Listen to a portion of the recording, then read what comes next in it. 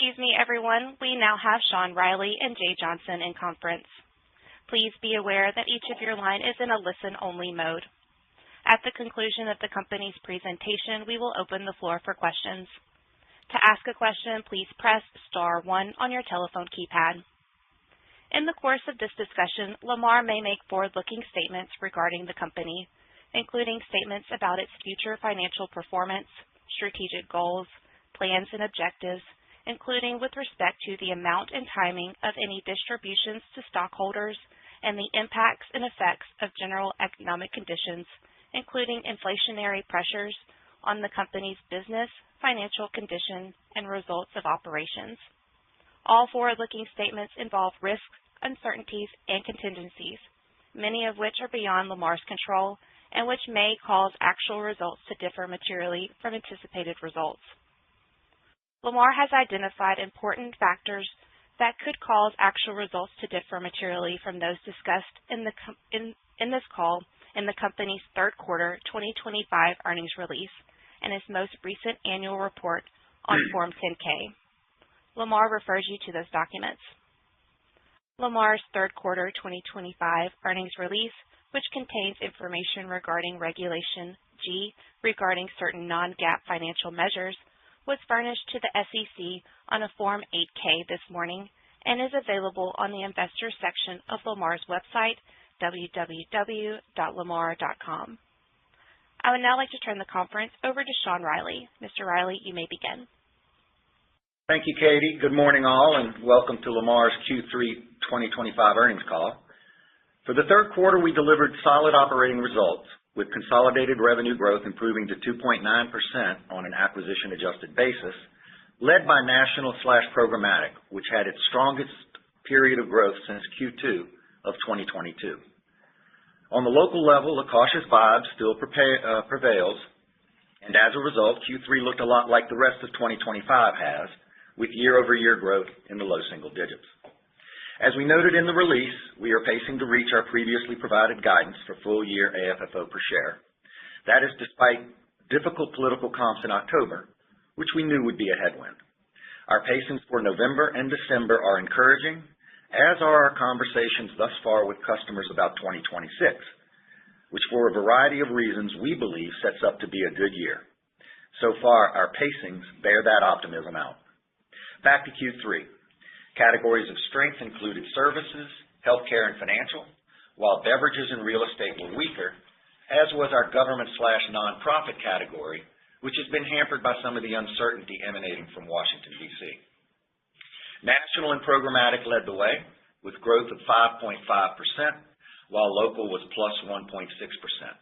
Insurance was very strong, and we benefited from our largest ever pharmaceutical buy, which launched towards the back end of Q3 and extends through most of Q4 and includes both analog and digital inventory. Our experience with that campaign has provided valuable insights into the data that we need to deliver to help pharma customers make their buying decisions, and we are hopeful that pharma will continue to be a growth vertical for us. As we have discussed before, national can be a bit lumpy, and we had a lot of political that came our way through national channels in Q4 of 2024. As a result, national is likely to be flattish in Q4 2025.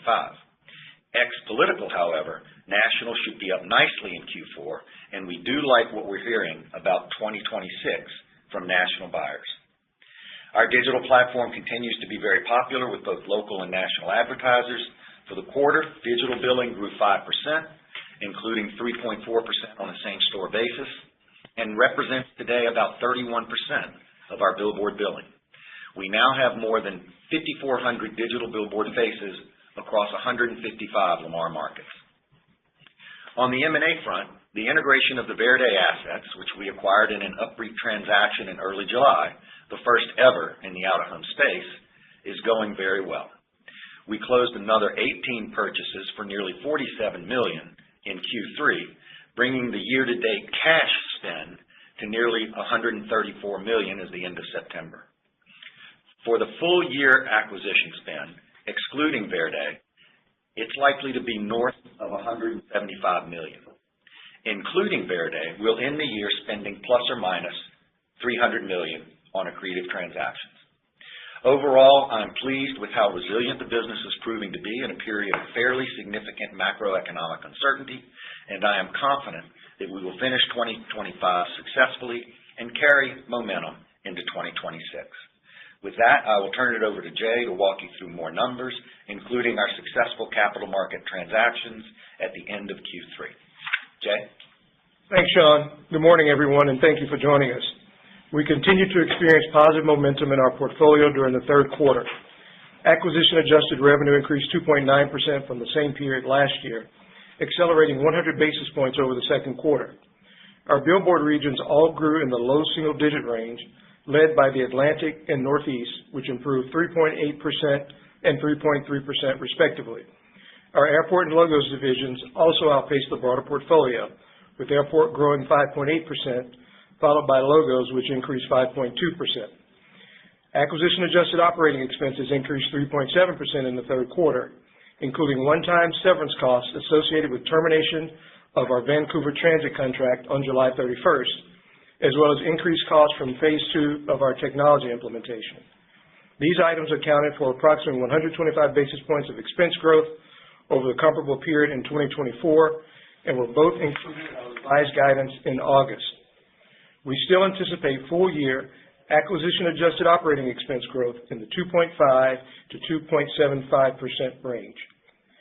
Adjusted EBITDA for the quarter was $280.8 million, compared to $271.2 million in 2024, which was an increase of 3.5%. On an acquisition-adjusted basis, adjusted EBITDA increased 2%. Despite the growth in operating expenses, adjusted EBITDA margin for the quarter remained strong at 48%, essentially flat year over year. Adjusted funds from operations totaled $226.5 million in the third quarter, compared to $220.7 million last year, an increase of 2.6%. Diluted AFFO per share increased 2.3% to $2.20 versus $2.15 in the third quarter of 2024. Local and regional sales accounted for approximately 78% of billboard revenue in Q3, growing for the 18th consecutive quarter. Q1 of 2021, a COVID-impacted quarter, was the last in which we saw a year-over-year decline in local and regional sales. This consistent performance exhibits the resilience of our core local advertising business and differentiates the company from our peer group. On the capital expenditure front, total spend for the quarter was approximately $50 million, including $13.9 million of maintenance CapEx. Through the first 3 quarters of the year, CapEx totaled $118 million, $37 million of which was maintenance.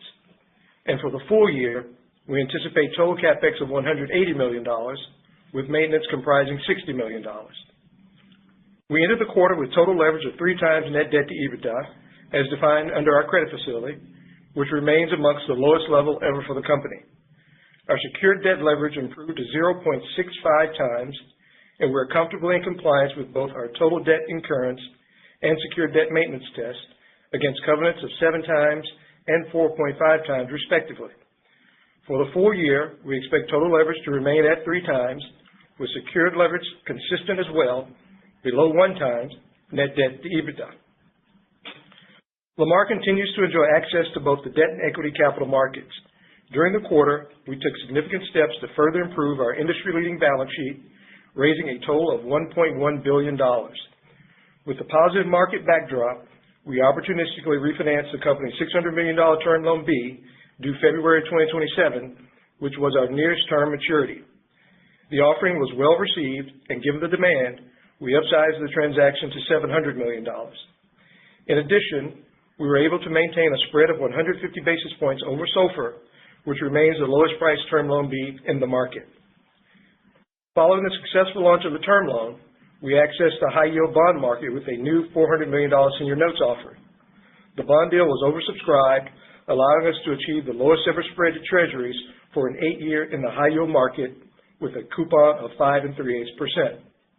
We are extremely pleased with both capital markets transactions, which extend our maturity profile and significantly enhance liquidity. Excess proceeds were used to repay outstandings under the company's revolving credit facility and AR securitization. As of September 30th, We had $834 million in total liquidity, comprised of approximately $22 million of cash on hand, $742 million available under our revolving credit facility, and $70 million available on the AR securitization. At quarter end, there were no borrowings outstanding on the revolver and $180 million outstanding under the AR securitization program. We had approximately $3.4 billion in total consolidated debt, and our weighted average interest rate was 4.6%, with a weighted average debt maturity of approximately 5 years. As a result of the focus on our balance sheet, the company is well positioned with an investment capacity well over $1 billion. In addition, we have the ability to deploy this capital while remaining at or below the high end of our target leverage range of 3.5 to 4 times net debt to EBITDA. This morning, we affirmed our full-year guidance and expect AFFO to finish the year between $8.10 and $8.20 per diluted share. Cash interest in our guidance totals $152 million and assumes SOFR remains flat for the balance of the year. As I touched on earlier, maintenance CapEx is budgeted for $60 million, and cash taxes are projected to come in around $10 million, which excludes any taxes related to disposition of our interest in Vistar Media. And finally, our dividend. We paid a cash dividend of $1.55 per share in each of the first 3 quarters this year. Management's recommendation will be to declare a regular cash dividend of $1.55 per share for the fourth quarter as well. This recommendation is subject to board approval, and we will communicate the board's decision next month. The company's dividend policy remains to distribute 100% of our taxable income, and for the full year, we expect to distribute a regular dividend of $6.20 per share, excluding any required distribution resulting from the Vistar sale. Again, we are pleased with our financial position and strong balance sheet, which we view as an asset and competitive advantage in the out-of-home industry. I will now turn the call back over to Sean. Thanks, Jay. I will cover some familiar key performance metrics, and then we'll open it up for questions. On the billboard side, our static inventory grew quarter over quarter approximately 2%, while, as I mentioned, digital grew a tad over 5%. As for political, Q3 this year was $2.7 million versus $6.1 million for last year's Q3. Full year-to-date political this year's been $7.4 million compared to $29.2 million year-to-date in 2024. By the way, 2024, as I mentioned, $29.2 million, that was over $7.5 million for 2023, indicating that we certainly will have political as a tailwind in 2026 as opposed to a headwind that it represented this year. A quick word on October in political. Last year we did over $11 million in political in the month of October. We replaced all but about $3.5 million of that. Ex-political, October grew 2.9% year over year, month over month. As we mentioned for several quarters now, our pro forma increases are being driven primarily by rate. Also, in terms of digital units in the air, we ended Q3 with 5,442 digital units in operation, an increase of approximately 450 year-to-date over last year-to-date. This includes acquired units. Also, as I mentioned, same-board digital revenue grew 3.4% Q over Q. Local national split, approximately 78% was local and 22% national in Q3. Growth for local was 1.6%, and growth for national was 5.5%. Programmatic grew a little over 13% in Q3. I don't usually tick off individual customers, but I do believe that an impressive list of accounts really are indicative of how we're feeling about national year over year and going into 2026. The top 5 accounts in terms of increases in their spend with us in Q3 are as follows: Geico, Progressive Insurance, JP Morgan Chase, Coca-Cola, and Johnson & Johnson. again, that list of blue chip customers, I believe, points to our optimism going into 2026. With that, Katie, let's open it up for questions. Thank you. If you would like to ask a question, please press star 1 on your keypad. To leave the queue at any time, please press star 2. Once again, that is star 1 if you would like to ask a question. We'll pause for just a moment to allow everyone the chance to queue. Our first question will come from Cameron McVeigh with Morgan Stanley. Your line is open. Hey, good morning, Sean and Jay. How you doing? Hey, Cameron. I was curious, as you look ahead into 2026, how you're thinking about the growth opportunity and what you see for your business as the primary growth drivers next year. And then secondly, also curious how you're thinking about the M&A environment and if we should expect another acquisitive year ahead. Thanks. Yeah, Cameron. Regarding the acquisition activity, we do feel good. We feel like this has been a great year. When we look into 2026 and the momentum from the approximately $300 million we spent this year, that's certainly a growth driver for AFFO per share, right? Other growth drivers are just our pacings are stronger, markedly stronger as we peer into 2026. This day in 2025. Last year on the same day, as we were looking into 2025, pacings were good, but not near the strength that we're seeing going into next year. And then, of course, as I mentioned, we'll have political as a tailwind, and that makes a difference. So, for all those reasons, 2026, the setup is real good.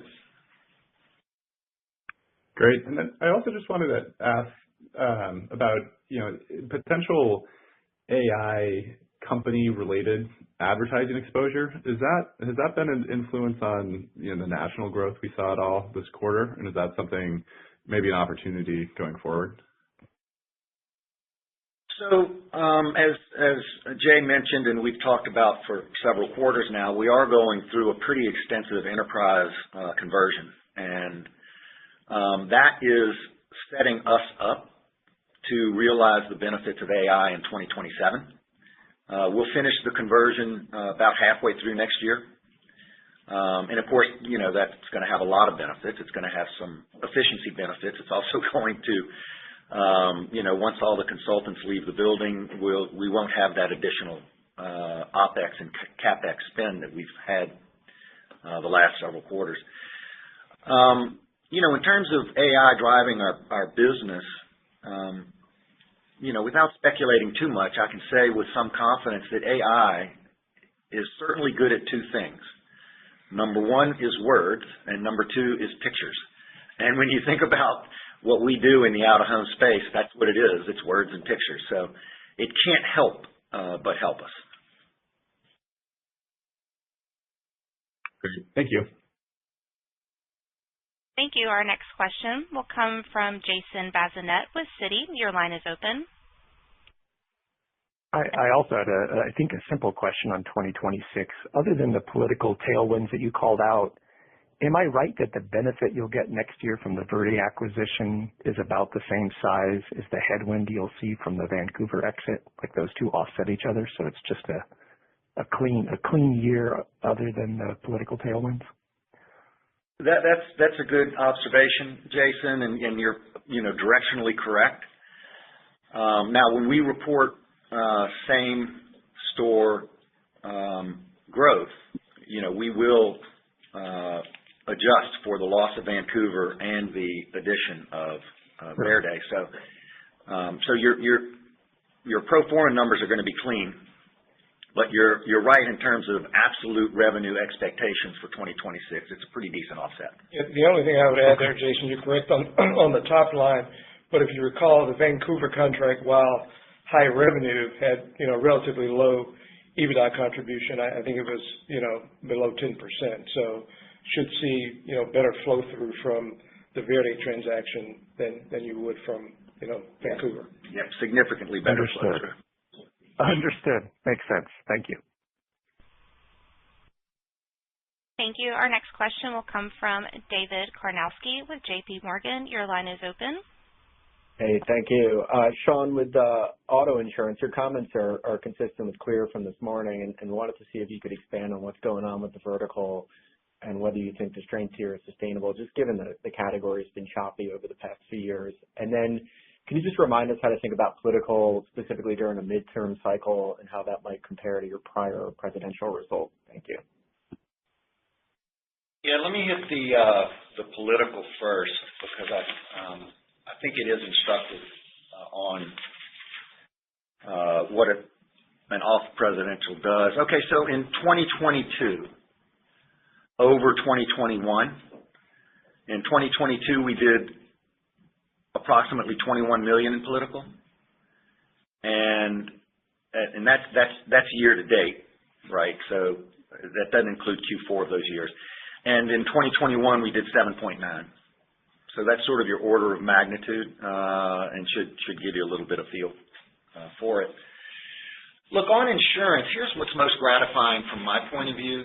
You know, several quarters back, the auto category in insurance, they were having trouble with their own actuarial results, and so they pulled back. And what's gratifying when you see a large customer pull back for whatever reason it is, it's gratifying to see them come back in, because that means it's not the medium that they were concerned about. It was, you know, sort of their own internal calculations around their own business and how they're feeling about their business. So that, you know, that's number one.